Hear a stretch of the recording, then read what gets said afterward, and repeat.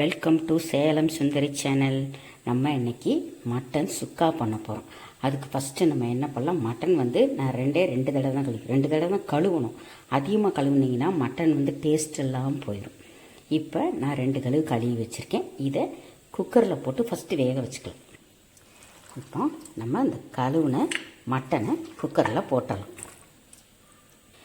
நான் எலும்பு எல்லாம் சேர்த்து தான் போட்டிருக்கேன். ஸ்பூனை பாருங்கள், இந்த ஸ்பூனு இஞ்சி பூண்டு அரைச்சேன். இப்போ அதை நல்லா கலந்து விட்டேன். அந்த ஸ்பூனு தான். இப்போ ஒரு 1/2 ஸ்பூன் எடுத்துக்கலாம். அதில்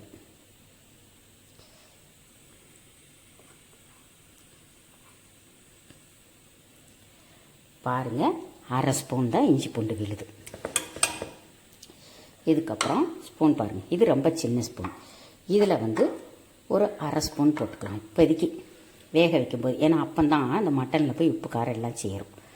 தனியும் மிளகாத்தூள் தான், வேறு ஒன்றும் கிடையாது. அதுக்கப்புறம் கல்லுப்பு அந்த ஸ்பூன் இருக்கு இல்லைங்களா, அந்த ஸ்பூனில் ஒரு ஸ்பூன் போடுங்க, போதும். போட்டு 1 கிளாஸ் தண்ணி பாருங்கள். இதில் 1 கிளாஸ் தண்ணி, ரொம்ப தண்ணி விடக்கூடாது, தண்ணி அதிகமாக இருந்துடும். பாருங்கள், இதில் 1 கிளாஸ், அதாவது 200 மில்லி இருக்கும், அவ்வளோதான். இப்போ இதை அடுப்பில் வச்சு 3 விசில் விட்டுறலாம். எதுக்காக தண்ணி அதிகமாக விடக்கூடாதுன்னு சொல்கிறேன் அப்படின்னா, இந்த மட்டனில் இருந்தே கொஞ்சம் தண்ணி விடும். அதனால தான். போதும், கரெக்டாக இதில் 3 விசில் வந்தோன்னா ஆஃப் பண்ணிவிட்டு அதுக்கப்புறம் எப்படி செய்யலான்னு பார்க்கலாம்.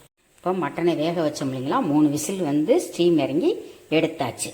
இதுக்கு தேவையான பொருள் என்னன்னு பார்த்தீங்கன்னா, ஒரு பெரிய வெங்காயம், அது ஒரு 100 கிராம். அப்புறம் சின்ன வெங்காயம், அதுவும் ஒரு 100 கிராம் தான். இப்போ கருவேப்பிலை ஒரு 3 இனுக்கு, ஒரே ஒரு பச்சை மிளகா, ஒரு வரமிளகா. இப்போ இந்த பெரிய வெங்காயத்தையும் பொடியாக கட் பண்ணிக்கலாம். இந்த சின்ன வெங்காயத்தை நீளமாக மெல்லிஸாக கட் பண்ணிக்கலாம். கட் பண்ணிவிட்டு நம்ம பார்க்கலாம். இப்போ வெங்காயத்தை நறுக்கியாச்சு பார்த்துக்கோங்க. நறுக்குனதில் 1 கப்பு வந்திருக்கு. இந்த கப்பை பாருங்கள், 1 கப்பு வந்திருக்கு. பெரிய வெங்காயமும் அதே மாதிரி கரெக்டாக 1 கப்பு வந்திருக்கு. இப்போ வாங்க தாளிச்சிடலாம். இப்போது 2 டேபிள் ஸ்பூன் நல்லெண்ணெய் விட்டுருக்கேன். ஒரு 3 சின்ன துண்டு பட்டை, அதாவது இவ்வளோ சைஸில் இருக்கும். 2 ஏலக்காய், 2 கிராம்பு, ஒரு 1/2 ஸ்பூன் சோம்பு. இது எல்லாமே எண்ணெயில் பொரியட்டும். 2 இனுக்கு கருவேப்பிலை. பெரிய வெங்காயத்தை போட்டுறோம். சின்ன வெங்காயம் பாதி அளவு வதங்கினதுக்கப்புறம் அந்த பெரிய வெங்காயத்தை போட்டுருங்க. ஃபுல்லாக நீங்கள் சின்ன வெங்காயம் போடணுனாலும் போடலாம், இல்லை பெரிய வெங்காயம் போடணுனாலும் போடலாம். இப்போ வெங்காயம் 2 வெங்காயம் சேர்ந்து 3/4 பாகம் வதங்கிடுச்சு. இப்போ இந்த ஸ்பூனில் தான் ஏற்கனவே மட்டன் வேகும்போது 1/2 ஸ்பூன் போட்டிருக்கோம். இஞ்சி பூண்டு விழுது. இப்போ திருப்பி இன்னொரு 1/2 ஸ்பூன் போட்டுக்கலாம். மொத்தத்தில் 1 ஸ்பூன். அப்போ இஞ்சி பூண்டு போட்டோன்னா கொஞ்சம் நல்லா கிளறுங்க. தீயை சிம்மில் வச்சுக்கோங்க, அடிப்பிடிக்கும். சின்ன ஸ்பூனு. இதில் ஒரு 1/2 ஸ்பூனு தனி மிளகாத்தூள் போட்டுக்கலாம். பாருங்கள், 1/2 ஸ்பூன் தான். அதே ஸ்பூனில் 1 ஸ்பூனு மல்லித்தூள். இப்போ 2ஐயும் போட்டு வதக்கிடலாம். வதக்கினதுக்கப்புறம் ஒரு வரமிளகா, ஒரு பச்சை மிளகா. காரம் உங்கள் விருப்பத்துக்கு ஏற்ற மாதிரி போட்டுக்கோங்க. நான் அளவுகளை சொல்லியிருக்கேன், நீங்கள் வேணுன்னா கூட்டிக்கோங்க. அதுக்கப்புறம் அதே ஸ்பூன் தான், இதே ஸ்பூனில் தான் ஃபஸ்ட்டு எல்லாம் தூளெல்லாம் எடுத்தோம் இல்லைங்களா, அதே ஸ்பூனில் தான்.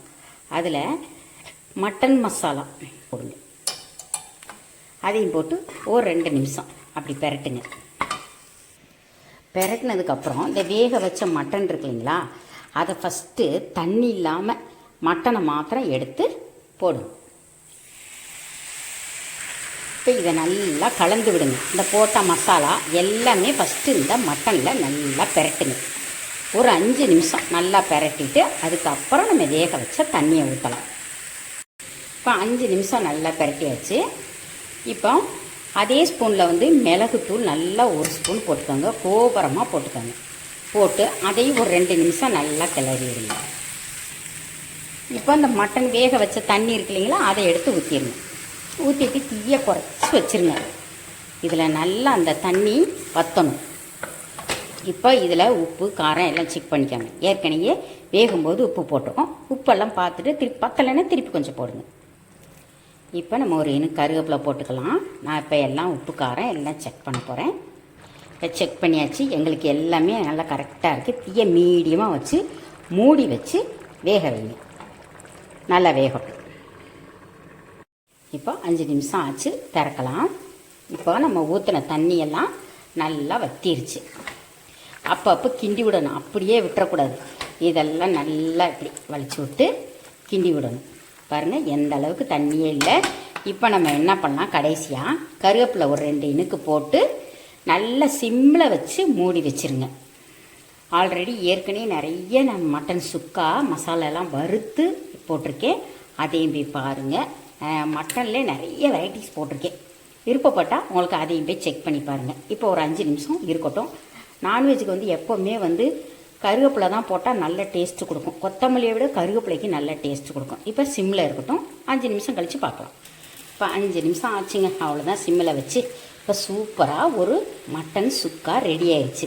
நம்ம சேனல் சேலம் சுந்தரி சேனலை புதுசாக பார்க்குறவங்க சப்ஸ்கிரைப் பண்ணி வச்சுட்டு பக்கத்தில் ஒரு பெல் பட்டன் இருக்கும், அதையும் கிளிக் பண்ணிக்கோங்க. பிடிச்சிருந்துச்சுன்னா உங்கள் ஃப்ரெண்ட்ஸ்க்கெல்லாம் ஷேர் பண்ணி விடுங்க. சமைச்சு பார்த்துட்டு அதுக்கப்புறம் எனக்கு கமெண்ட்ஸில் சொல்லுங்கள். தேங்க்யூ.